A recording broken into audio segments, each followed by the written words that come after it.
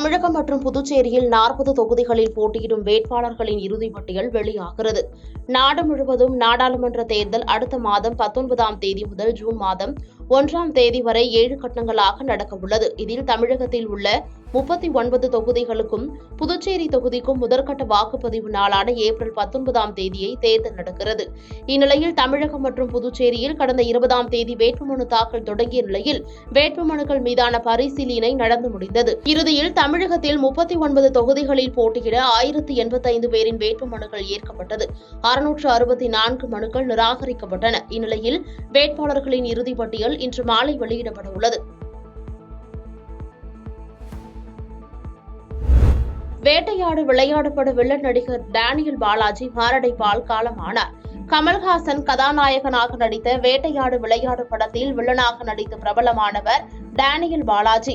இவர் பொல்லாதவன், காக்க காக்க, பைரவா உட்பட பல்வேறு படங்களில் நடித்துள்ளார்.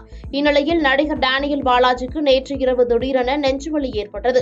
இதன் காரணமாக சென்னை கொட்டிவாக்கத்தில் உள்ள தனியார் மருத்துவமனையில் அனுமதிக்கப்பட்டார். அவருக்கு தீவிர சிகிச்சை அளிக்கப்பட்ட நிலையில் சிகிச்சை பலனின்றி உயிரிழந்தார். அவர் மாரடைப்பால் உயிரிழந்ததாக மருத்துவர்கள் தெரிவித்துள்ளனர். டேனியல் பாலாஜி மாரடைப்பால் உயிரிழந்த சம்பவம் ரசிகர்கள் மத்தியில் பெரும் அதிர்வலைகளை ஏற்படுத்தியுள்ளது. ரம்ஜான் பண்டிகையை முன்னிட்டு தமிழகத்தில் தேர்வு தேதிகளை மாற்றி பள்ளிக் கல்வித்துறை அறிவித்துள்ளது.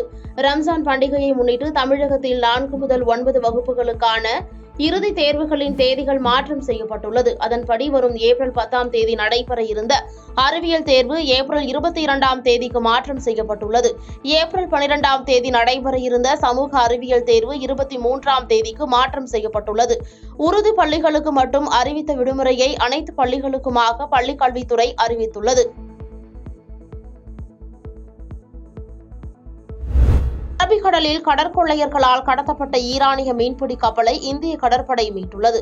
இஸ்ரேலுக்கு எதிரான போரில் ஹமாஸ் அமைப்புக்கு ஆதரவு அளிக்கும் வகையில் செங்கடல், அரபிக்கடல், இந்திய பெருங்கடல் பகுதிகளில் செல்லும் சரக்கு கப்பல்களை குறிவைத்து ஹவுதி கிளர்ச்சியாளர்கள் தாக்குதல் நடத்தி வருகின்றனர். அதேபோல் சரக்கு கப்பல்களை கடத்தும் நடவடிக்கையிலும் ஈடுபட்டு வருகின்றனர்.